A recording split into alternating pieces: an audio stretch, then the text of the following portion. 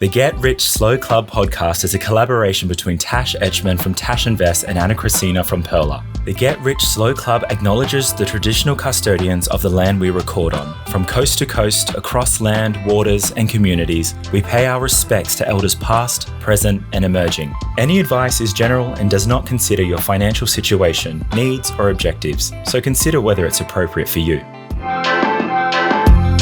Welcome to the Get Rich Slow Club podcast, where we take you from beginner to confident investor, where we can teach you everything you need to know about investing. So come get rich slow with us. We've got an awesome episode today. We've got Matt, also known as Aussie Firebug, on today. He's a financial blogger documenting his journey to financial independence, retire early, also known as FIRE, since 2015. He defines FIRE as having sufficient personal wealth to live without having to work actively for basic necessities. For financial independent people, their assets generate income that is greater than their expenses. In his journey, he has owned 3 investment properties, a principal property of residence, lots of ETFs, some crypto, and has traveled and lived in the UK. He also has his own FIRE calculator and annually does research on the FIRE community within Australia. I'm really excited about this show. We also explored the mindset shift from saving to consuming, which is definitely a very interesting conversation. This is a great episode.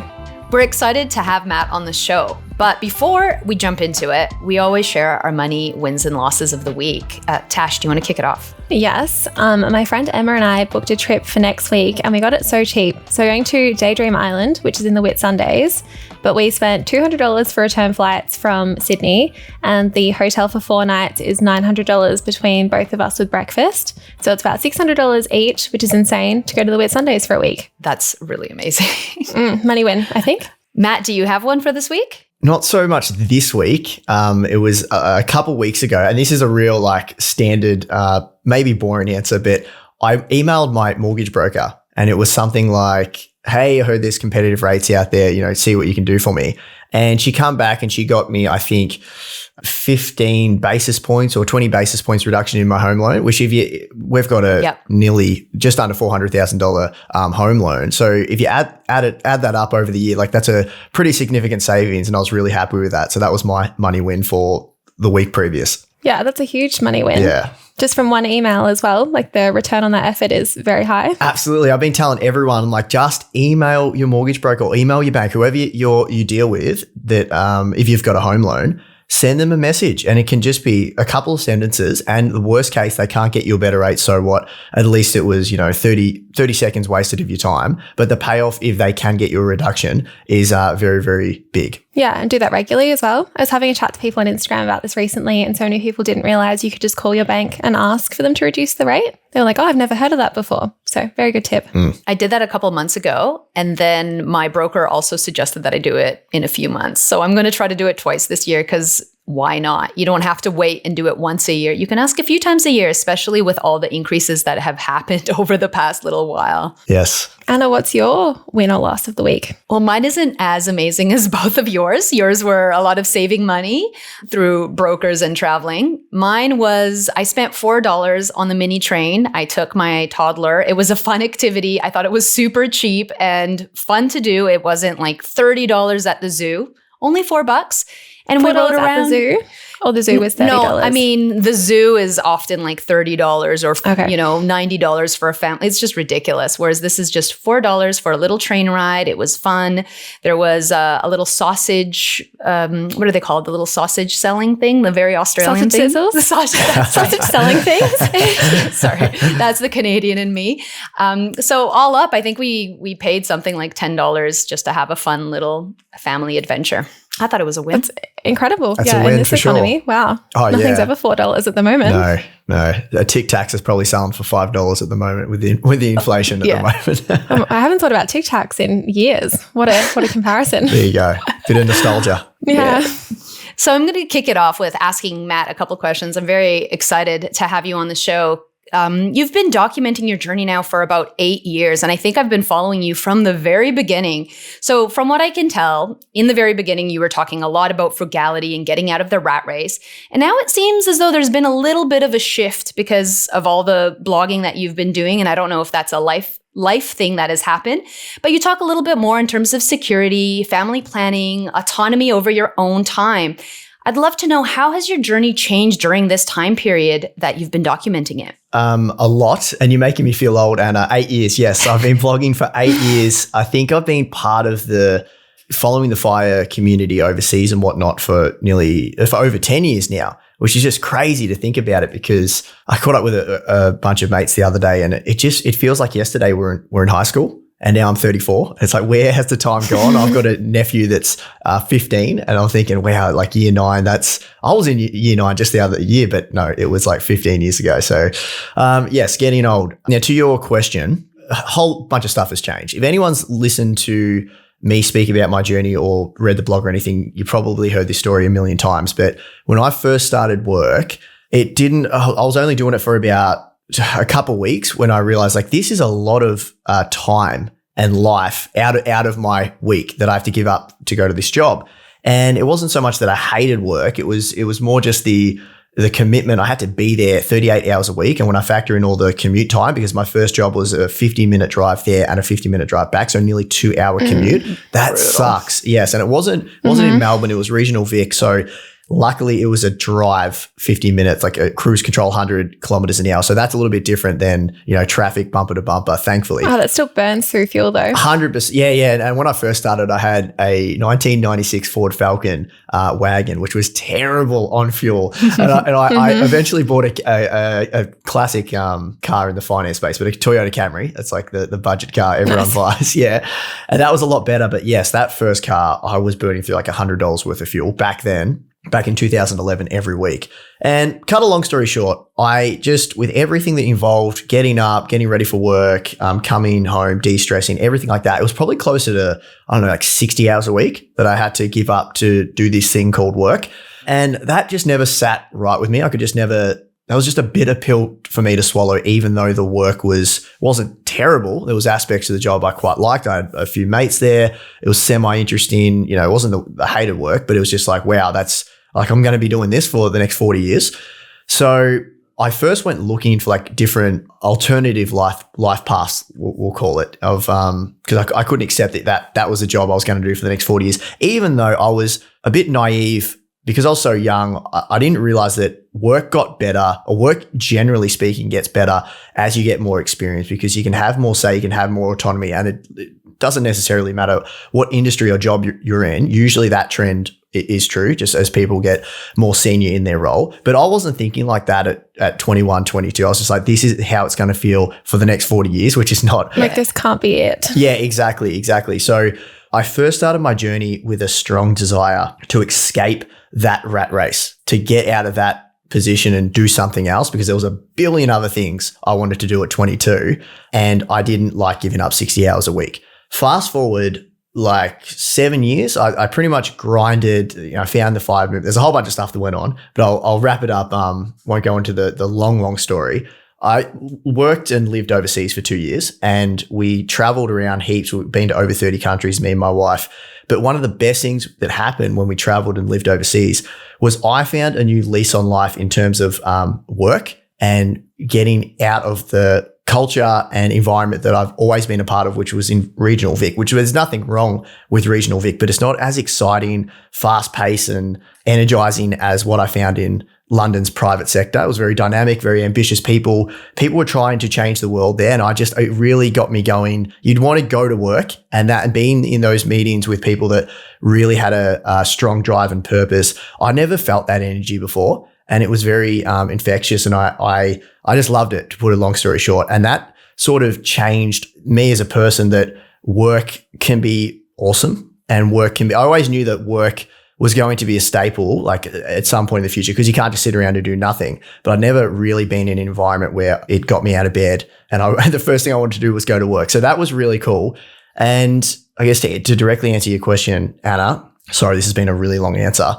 That's good. I basically, my fire journey started off with a desire to get out of the rat race. And then once we built a relatively decent portfolio, when we returned back to Australia, I've sort of moved on to another chapter, and I'm just trying to optimize more for lifestyle design. So where do I see the next 10 years? I've always sort of been a man with a plan. That's yucks, any of my mates or family. It's like, what am I doing for the next 5 years? What am I doing for the next 5 years? That's always just been me. And I'm looking at, all right, the finance stuff, we're not financially independent yet, but we're pretty close. I think last financial year, we got 44,000 in dividends, which is like a decent chunk of our expenses. Yeah. It's not everything, but that's like starting to be like, all right, that part of the equation is just going to take care of itself. The snowball's just going to keep rolling down the hill. It's going to get there eventually. Now, what do I want to do? In the last 2 years, I've just been grappling that with my thoughts and like, what do I want to do? What do I want to achieve? What do I want to stimulate myself with in terms of work and everything? And that's really the big change. I started off trying to get out of the rat race, went overseas, found out that work was like amazing and it can be amazing with the right people in the right environment. And then I come back to Australia and I'm trying to recreate that environment and do other things in my life. So yeah, that's my journey. Tash and I have talked quite a lot about this as well in terms of our own fire journey. I think we were both really attracted to fire and trying to accumulate as much as possible, be frugal. And then things have changed for both of us. For me, being a parent and being able to take time off from work as much as I need to be with my family and do some of those things has allowed me to live the type of life that I want. And as you said, lifestyle design. And I think, Tash, similarly in your situation in terms of work and whatnot as well. Yeah, I definitely decided that I actually really enjoyed work and I wanted more of the freedom rather than just wanting to quit completely. And I was kind of the same as well, where I was always working towards the next thing and the next plan instead of being like, what do I actually want my life to look like?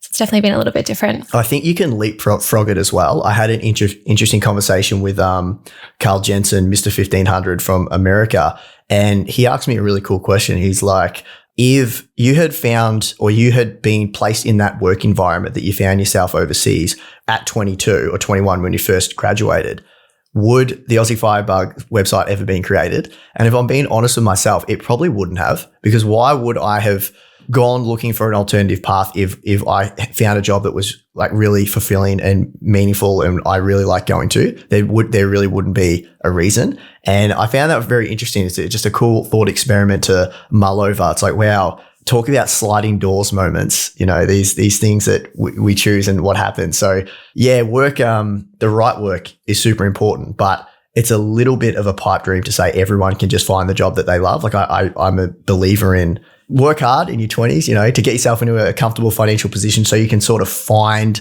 that meaningful work organically and you're not stressed and you don't have to rely so much on that loving job to, pay the bills. I think that's a good way to do it, but you can leapfrog it and just go straight to the awesome work if you are so fortunate to find that. I think I'm excited by that because so much of my career journey has been really passionate and about my work, right? Like whether it's unpaid or not, because I've done a lot of volunteer work, having something that you feel is a part of your life, like you're actually making a difference, is why people love work, right? Like I sometimes talk to people about FIRE, and I don't know if we've defined it for this podcast, financial independence, retire early. And people will say, well, why do I want to retire early? I love my job. I love what I'm doing. It's meaningful. It brings me so much pleasure. And I connect with that. I actually love that. And as you talked about your life in London, that's been very much my life in Melbourne, working in tech industry, working with people who are way smarter than me, feeling passionate about what I'm doing. So it's hard to think about that. But also, these are also people who usually make a higher wage. So it's easier to put that money aside. It's easier to achieve FIRE when you're making better money as opposed to someone who's working a low income job. So I think there's also a bit of disparity and the opportunity to talk about privilege in those spaces as well. We're not always able to work a passionate job or a job that we're passionate about if we don't have the means to access that. It's a good point, but there's like a way to spin that as well. Because when I was like 21, I was making $100,000 a year as a support worker and I didn't have a degree or anything back then. I think there's ways to kind of hack that a little bit, and you can find higher paying roles in those industries that are still quite exciting and you're passionate about too. That's the nirvana position, to be in a high paid job that brings meaning and purpose. Yeah. And it was so good for saving money as well, because they paid for our food and we got all these allowances too. So if you just worked continuously, you weren't really paying for anything. It was great. Well, that is the golden ticket, Tash, for sure. But how many of those jobs exist? Probably not that many. If we're when you're lots of people don't want to be a support worker. Like the support work industry is kind of looked down on a little bit because it's a bit of a caring role and people are like, oh, why would I want to do that? But there's lots of roles. It's very understaffed, but a lot of people I don't think can do roles like that. So it is a bit niche. So people who are naturally drawn to FIRE are usually very good at saving, but not good at spending. But the whole point of building a portfolio is to one day switch to consumption and start using the money it generates. How does one go from watching every dollar to allowing themselves to spend? Is that something that is challenging for you? Yes, this is such a good topic to bring up because I find almost the evolution of FIRE. If you read a lot of the blogs and listen to a lot of the podcasts, it seems to be a hot topic at the moment. This idea of, okay, we've been concentrating so much on being frugal for like the last 10 years in the movement. A lot of people have reached financial freedom, have reached the end goal, and now they're stuck in the dilemma that they can't actually enjoy the fruits of their labor because they haven't done the preparation of actually switching from accumulation to consumption, which is, it's so obvious thinking about it. But no, not a lot of people, I mean, people are talking about it now, but they weren't in the last couple of years all the way back to like the start of the movement, which is so funny. And I think for me personally, I struggle with that as well. I think a lot of people struggle with it. It's similar to like an athlete that is playing footy and they're being a professional for 15 years and then all of a sudden their career ends and they've got to go to civilian life. And civilian life. Yeah, fill their time, find things to do. Exactly. It's like I've been on a regimented routine that the club has told me what to eat, how to train, Saturday night, the big game, all the way. And I've done this life for so long. And then when one day I retire and it suddenly has to switch into something else, a lot of them struggle with it. It's been documented a lot, like overseas, here in Australia, everywhere, that unless you're like a superstar and you can get a job on TV or something talking about the game, a lot of those players struggle to transition to another role. And I find the same thing with a lot of people in FIRE. If you do something for 10, 15, 20 years, it's very difficult to then change it. And I think most people drawn to FIRE are super good at saving, being frugal, finding dollars everywhere in their life. But one day, and there's a really good book written about this called Die with Zero that I think explains it a lot better than I can probably explain it here. But the whole purpose, when you make money, if you're not spending it, there is a question of what was the point of making the money? And one of my favorite FIRE bloggers of all time and podcasters, Brandon, the Mad Scientist, I spoke to him about this and I found his answer so interesting. He has not cracked into or like drawn down from his portfolio ever. And he reached financial independence at, I think, 35 or something. And I think he's close to 40 now. And he told me in the podcast that he's yet to take a single dollar out of the portfolio and actually use it. And it got me wondering. I think I asked him, I'm like, so what was the point of of saving all that money? And I understand the security aspect. It's very nice having this shield, this financial shield that you've got, and anything that comes up in life, you're covered and everything. That's cool. That's like very good. But I do wonder how much time people have given up to earn money that they will never spend. And then when you factor that in your life, like life energy, was that trade-off ever worth it? I really think that if you're going to build that portfolio, the purpose should be to last you until you die. It shouldn't be to last forever. And a lot of these calculators and these conversations in FIRE is, I want to build something that lasts forever. And I think now it's like, why? Why would you want to do that? If you and this isn't to say you can't pass on some money to your kids or a charity. That's great. And this is talked about in the book Die with Zero. It's like, if you want to donate your money to your kids or charity, do it. But then that's not your money anymore. You're spending that money on them or the charity. So you're using that money. So really, it's an interesting concept. And I think a lot of people struggle to spend money once they've saved it. I see this in my granddad. Like they weren't aiming for FIRE or anything, but he's 86 and he still works at his own company, works like 10-hour days every day. We'll go over for lunch and he'll give us a half an hour break and then go back to work. And they're so frugal as well. Like my grandma and granddad had a fight over a $9 cheese that she bought. And he was like, why would you spend $9 on cheese? Yeah. And they're pretty well off, but it's just so interesting to see that they've worked so hard and they're still not quite enjoying it and they're still stuck in that frugal mindset. And it's kind of like, it is like, what's the point, I guess? Like, it'll be great when it gets passed down to my parents, but also like, what's the point really? My dad's a bit of a workaholic, and he, in another vein, not so much money, but like the working, because he's nearly 70 next year, and he still gets up, he's retired, but he works all the time.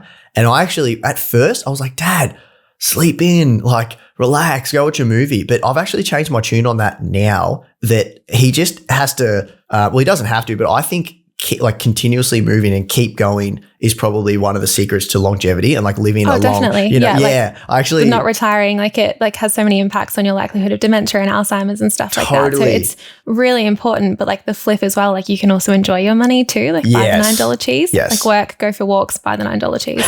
Yeah. I think it's one thing to stay active and try to do things, and whether that's work or philanthropy or, you know, charity, as long as you're keeping your mind fresh and you're moving, that's great. But then the other side of that is that mindset that I think you're talking about, that frugality. I think it comes down to identity.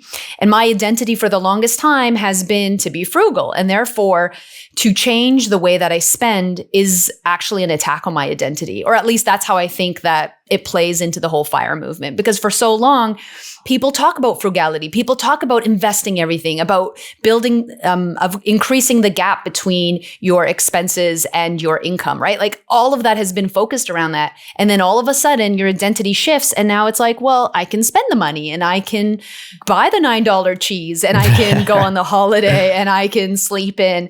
That identity shift is so hard for people. And I think that if you want to make lasting changing habits, it comes down to identity. They're the ones that last the longest. If you've ever read Atomic Habits, they talk a lot about identity and changing habits around that. And I think identity is the big one. Yeah. So if you identify with FIRE, how does that change? Yeah. Well, like my whole Instagram was built around me sharing my net worth and building my net worth, and stepping back a little bit and being like, actually, I don't want to just build wealth endlessly has been quite a bit of a shift as well, and not trying to earn more every single year. But it's a bit hard to step back and be like, actually, my worth isn't tied to how much money I have. I actually think that financial independence, or the mastering of money itself, should really be a means to an end eventually. You should, like, the money equation should be solved. You almost climb that mountain, and then it's time to move to another mountain of, I don't know, self-worth, purpose, meaning, something else. But people get stuck. Like Maslow's hierarchy, once you reach the top and you're at self-actualization, like what else are you going to do now? Like you've reached that. Exactly. It's that people get stuck on the first mountain, and I totally relate to it as well. It's like I gave up a lot of money not going back to full-time work straight away when I got back to Australia, and that sort of ate at me. I kept looking at the net worth, and it's, you know, it's still moving in the direction I wanted to, but not as fast as it otherwise would have if I went back to full-time work. And even though I know, I'm like, I don't want to go back to that job because it's not fulfilling anymore, it's still, you know, annoyed me. I'm like, oh geez, but I'm missing out on money. I'm giving up 110 grand or whatever it is in that job. So I get it, guys, like everyone out there that struggles with it, that it's very, very difficult. But I think once you break it and don't get stuck into that one more year syndrome, that you actually make that leap of faith and you retire from the rat race. That's my definition of FIRE, retiring from the job that you only do, or you predominantly do for money, and you switch to something else. Once you do it, there's no going back, but actually making that leap of faith is really difficult, and some people can never do it, which is a bit sad. Do you think you were happier once you switched over? Like, oh, absolutely. Absolutely. So it's hard, right? That shift of seeing your net worth maybe not moving as quickly as you would have previously, but your happiness level has gone up. And that, again, it's a hard identity shift to be like, well, but I'm happier. Yeah. But I don't have the money. Yeah, but I don't. Money but what's the happiness. point? I don't I tell people all the time, I'm like, I have stopped reading FIRE literature. There's a few people I still, you know, like to keep up to date, but I'm more invested in them as a person. I'm not really interested in the math, the investing stuff anymore. I'll always read like here and there, but like at the start, I was obsessed with that stuff. And now I really feel like the money side, it's taken care of. I'm like, yeah, that's already sorted. It's going to snowball into where we want it to be. What's next? What am I going to do? Like I'm more interested in, the first question, lifestyle design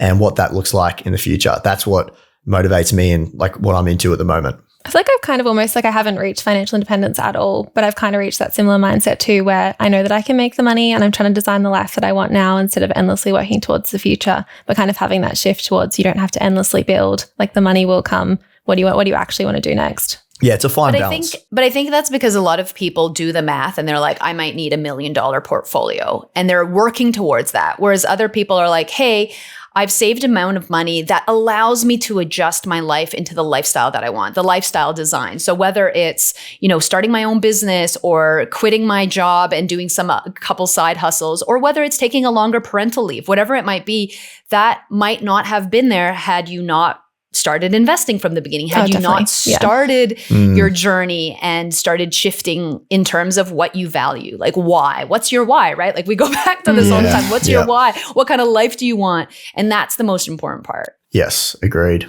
So I'm very excited about this question because Tash and I talk about this as well quite a bit. I know you often get asked, if you were to go back in time, would you focus on property investing or get straight into ETFs? I know it's an impossible question. I mean, we'd all go back, we'd buy crypto, we'd buy Tesla, we would be rich. But can you talk a little bit about how the different positives and negatives of starting with property versus just investing if you were at the beginning of your FIRE journey? Sure. And you're so right. The power of hindsight would make this question very easy to answer. But I'm assuming that when most people ask this question, they're not thinking like that you can just invest in Bitcoin and whatnot. This is, to your point, an impossible question to answer, but I always like to say, and this is generally my thoughts on the whole property versus shares debate in general, and I think people can get wedded to an investing style, which is never a great thing to do. It's just what works best for you in the time of your life that you're investing. I think that's generally what you should be going for. Generally speaking, I think property has more problems to solve. That's always been my take on it. So if you've got some sort of skill or you're bringing something to the table, I know a lot of mates around my hometown that are sparkies, that are builders, that are plasterers, whatever. They can bring something to the table and they know they can see a deal in a property that I would not be able to see and they can clean up. I know plenty of people locally that have done really, really well because they know something. They know how to work the application, like the planning system at councils. They know exactly what to do, or that could be subdivided very easily, or you could put a granny flat on that, something like that. Problems to be solved, property has a lot more of them.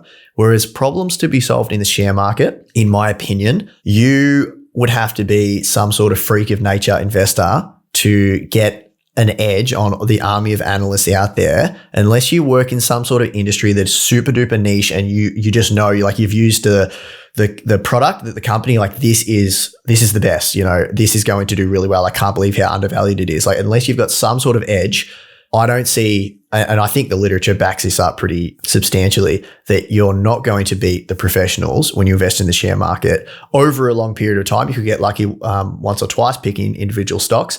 However, in the property market, because there's so much physical work involved, you're not going to be competing with the same army of analysts from the banks or big investors, because that's small fry stuff to them. They're looking at developing big commercial supermarkets and massive multi-million dollar complexes. They're not going to be bothered with a $500,000 house in Latrobe City. So you're actually competing against other mum and dad investors, which you've got a lot better chance to win that game than you do the stock market.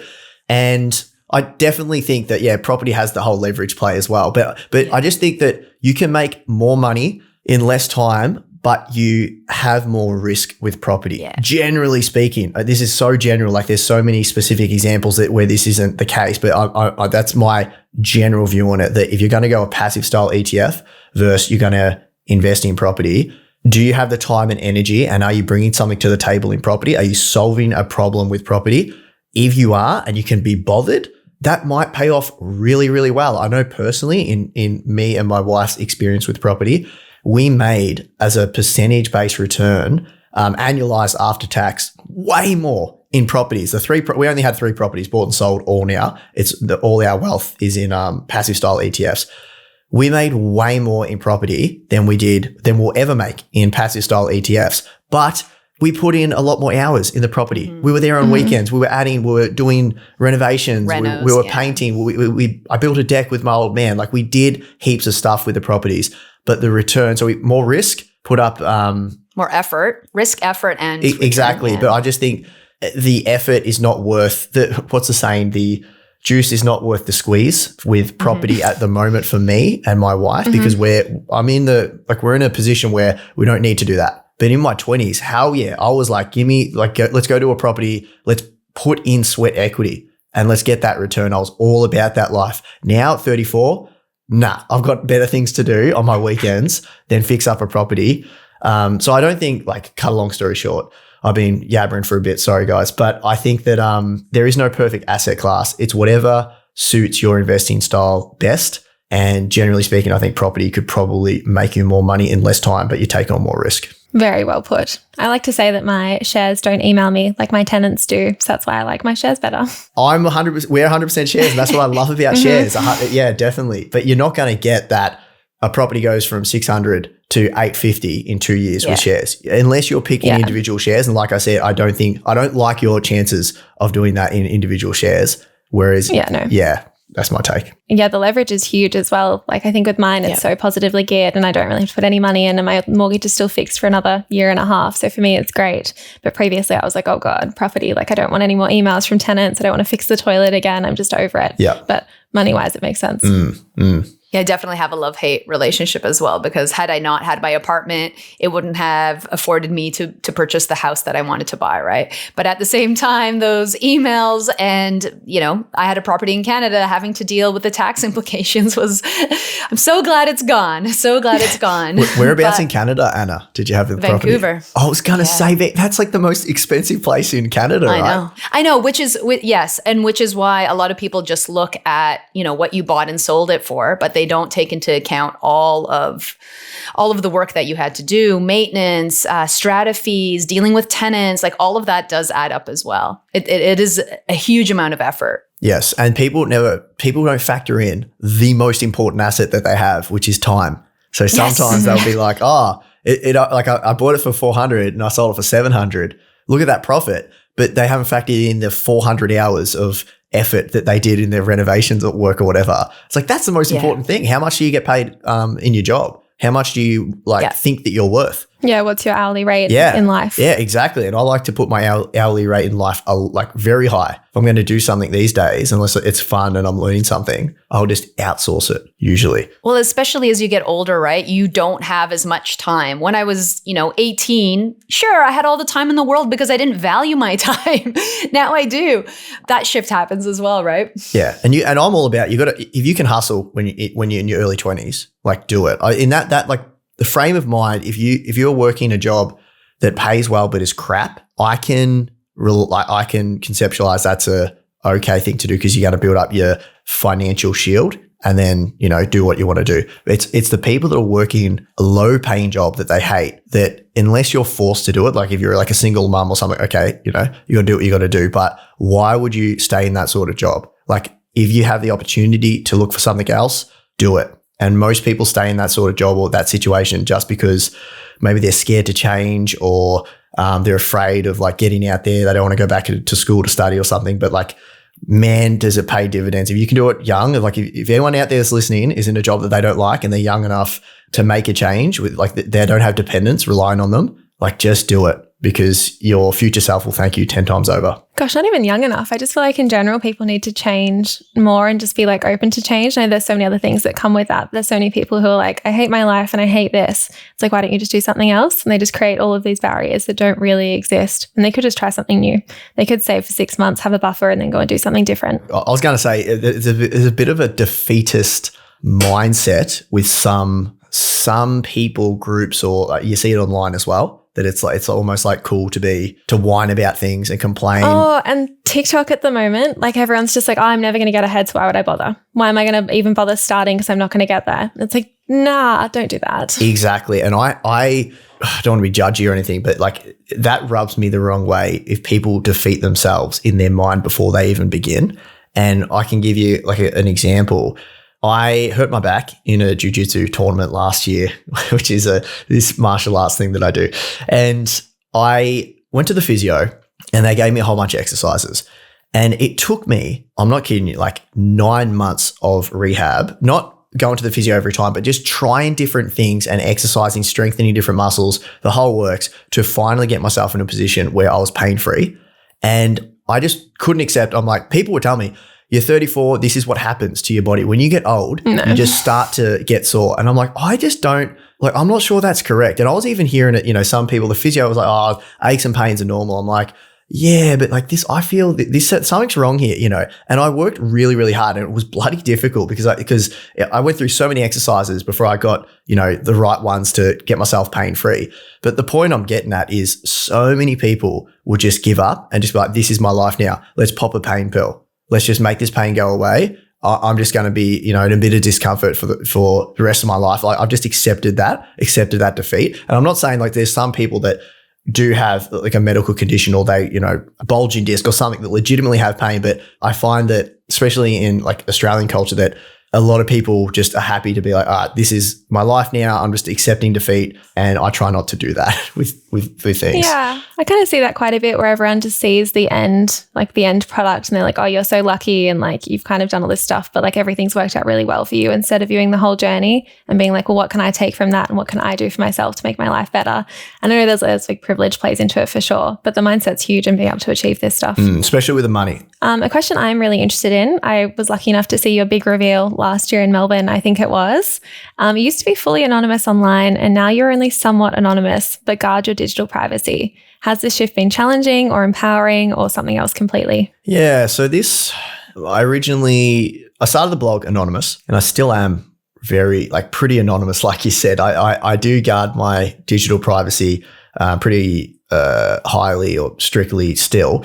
I guess I first started blogging anonymously because I didn't want my boss to find out, even though I had no idea that even, like I remember the first 100 people read my blog. I was like, wow, this is amazing. I could not believe that people were interested in what I was writing. And I just never thought it would really go anywhere. But in the back of my mind, I was like, if it does, I don't want my boss to find out because I don't want to miss out on a promotion potentially, because if they read, I'm going to retire. They shouldn't, but they probably will look at that and be like, well, why would we promote Matt if he's going to leave? So I didn't want that to happen and potentially miss out on more money. But now, like I'm my own boss now, so it doesn't really matter. And I'm slowly coming around to the idea of fully revealing myself, even though I did at that Rask event, and you can look at that up on YouTube. Like you can find me. I don't know. It's this weird, I just eventually will slowly come out, I'm sure. But at the moment, come out of your shell? Yeah, coming out of my shell. But at the moment, I don't know. I still like, it's a bit of like safety, you know, that if something blew up on the website or something, I could turn everything off and there'd be very little digital footprints of who I actually am, even though it shouldn't matter. So I have my identity fully online, and I always get asked, like people like, oh, what are you worried about this thing in 20 years time happening to you? Or are you worried about someone thinking this about you or your future? But I found for me, it's been more beneficial and I get more opportunities from it. But it's definitely really interesting still that like stigma around sharing how much you earn and how much money you have, and still wanting to kind of keep that a bit more hidden. Yeah, I've missed out on opportunities before because I wouldn't put my real name to like the article that they were writing about in the magazine. But I don't know. That's a major reason that I accepted like the YouTube stream, because I really wanted to go to that event in Melbourne. So I think eventually I won't care as much. I don't know. It's a weird one. You guys got me thinking now. So it is like terrifying as well. Like you said, you can't take it back, and people like, I don't know, kind of attach to you a little bit more when there's like the person and they can see you, but you also get more hate from that too. So it's like pros and cons. Yeah, absolutely. Absolutely. I think in the future it will be, I'll do a page or something. I have me and the wife. Like I think one day I'll do the whole reveal. I'm excited for a TikTok. I'm not on TikTok. With Matt and his wife. I'm not on TikTok, no. You heard it here first on our podcast. I think I was really surprised. I don't know why when I first met you, but I just like build up all these anonymous people in my head to be like, I don't know, not quite human. And then when I met you, I'm like, oh, you're just like a normal, real human, and you're great and you're nice. And you're like, I don't know, it was just interesting to see, because when you just read someone's blog, you're like, they're this completely like mythical creature. But really like everyone's just a normal person too. For sure. I've had a few people say that. It's like, you completely different to what I envisioned. I'm like, I don't know if that's a good or bad thing, but okay. No, it's good. Yeah. It's good. Yeah. I think because I've listened to your podcast, just seeing where the voice comes from was what I was thinking, you know.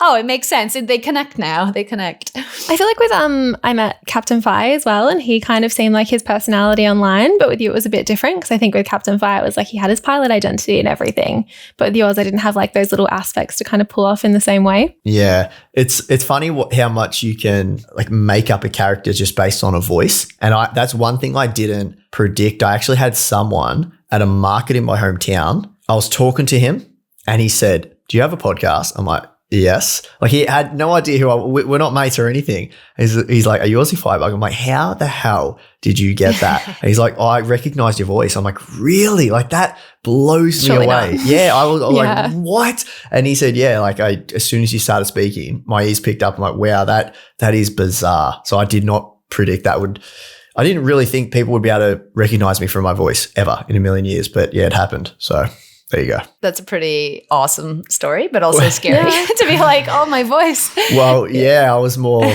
with the wife and she was like, oh my God, like how good must that guy be at recognizing voices? I'm like, yeah, that's the first time that's ever happened. So bizarre. I'm going to ask our last question. For anyone starting on their FIRE journey, what is the biggest challenge you think there is in doing so? And what is the one piece of advice you'd give them? It's a great question. Plenty of challenges depending on your situation. I would say probably the biggest one that most people will find themselves in is not convincing, but depending on what life you live and the friendship group you have and the family members that you have, and if you have a significant other as well, you might need to dramatically change your lifestyle if you want to reach the financial independence goal in 10, 15, 20 years, depending on what sort of life you live.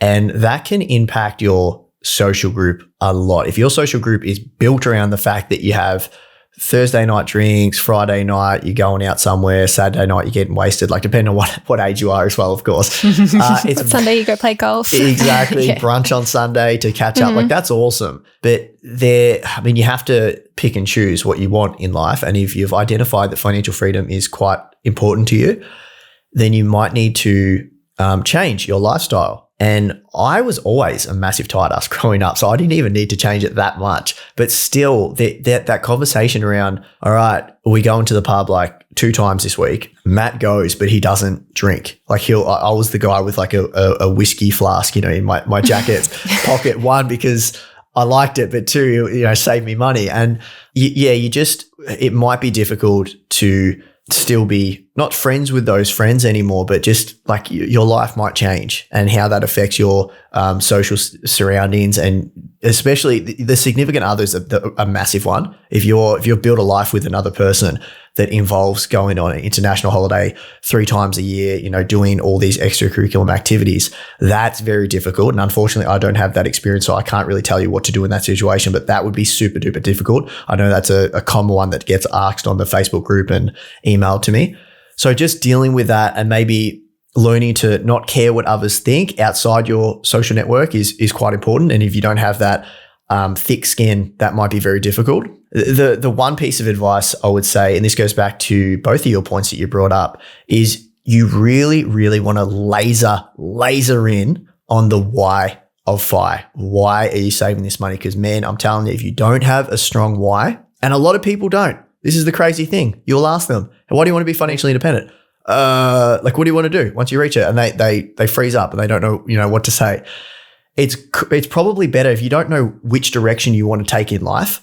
I would rather someone build up a financial security than not. That's all. That's probably the better of the 2 options. Like, so if you're still trying to find yourself what you want, where you find meaning, all that stuff, then great. Build up a financial nest egg. That's good. But if you're going to continue building up, and especially if it's going to impact other areas of your life with sacrifices, then you need to know exactly why you're doing it. And I think that being super deliberate about by X date, and this is the way I'm built, so it might not work for everyone, I understand that, but by my end of my 20s, I want to be here. I want to have done this. By the end of my 30s, I want to be here. I want to have done this. How can my financial independence journey assist with those goals? Do I have goals? Have I written them down? Like, that's super important stuff. And I know it can be a bit airy-fairy, some people listening, but it really does work. I'm really a strong believer in writing those goals down and then working towards them. And yeah, that would be my biggest thing. Find your why, your burning desire on why you're on this journey, because that is going to help you in times where you're questioning everything and you're thinking, why am I even doing this? This is really hard. If you have that why written down, you can look at it and be like, yeah, that's why I want to do it. Absolutely. I put myself in that frame of mind again, and that will give you the motivation to eventually reach your goal. Amazing. So many incredible pieces of advice. I love the friends one. Find friends who'll support you. And that can be hard. I mean, that can be super, super hard, especially I think every person, if you're older than 25, you've probably been through this experience where you've got a childhood friend, which you love dearly, but you just grow apart from. And maybe not all the time, actually minority of the time, but some people can be toxic in your life and they can bring you down. And I refer to them as some people, unfortunately, they're downers. They bring you down. When you hang around them, when you're in their presence, you leave that conversation or that activity feeling worse than when you started. And they are unfortunately terrible friends to have. I'm sorry to say this, but you want to have as little downers in your life as you can. You want to have uppers. People, when you meet them and you hang out with them, you feel inspired, you feel energetic, you feel like you can do anything in life. They're the best people to have around you. And the really hard choice, or not choice, but the really hard situation is when you've got family that are downers. And I thankfully don't have that, but that's super duper hard because unfortunately there's nothing you can do about that if you've got family members. You just pack up and move states and set more boundaries in place. That's worked with my friends, I guess. Or just with meeting new people. Yeah, move countries. Then you have to be more intentional about it. True. Family's a harder one though. Yeah. That's what to call them. Thank you so much for joining us. This is such a good chat. There's so many good points in here. I feel like we've got so many more podcast ideas to come off this as well. No worries. My pleasure, guys. Love what you guys are doing. And really enjoyed this conversation too. It was really good. Where can everyone come find you if they don't follow you already? Just Google Aussie Firebug. You'll find me. I've got the website, aussiefirebug.com. I'm on Spotify and iTunes and anywhere you listen to your podcast. Again, Aussie Firebug, you'll find me. The Facebook group is really good as well. Oh, yeah, the Facebook group. Yes. I think we're 22,000 members or something like that. We make it really difficult, just FYI for people that are joining, because I get emails all the time. It's hard to get into the group because so many people don't read the rules. So if you're going to join, there is a secret code to join the group. Okay, so you need the secret code because I don't know if you guys run the Facebook group or a Facebook group. There is so many bots on Facebook, like spammers, people trying to steal your money and stuff. And they are so clever. I don't know how this artificial intelligence world, they get in, they answer all the questions perfectly, and then 2 days later, they'll start spamming all these, comments and get people to join some other group or send me Bitcoin or blah, blah, blah, blah. So we make it really difficult to join. And you might, it has a secret code. Read the instructions. Read the it's rules. Worth it. Yeah, it's worth it. It's a good group. Thank you. Awesome. Thanks so much for joining us. If you found this episode helpful, please rate us 5 stars, write a review, or share with a friend. If you're new to investing, make sure to listen to our first 10 episodes. Follow us at Get Rich Slow Club or Tash at Tash Invests or me at Ana Kresina. This show was brought to you by Natasha Etschmann, who is an authorized representative 1299881 of Guideway Financial Services, AFSL 420367, and Perla, who is an authorized representative 1281540 of Sanlam Private Wealth, AFSL 337927.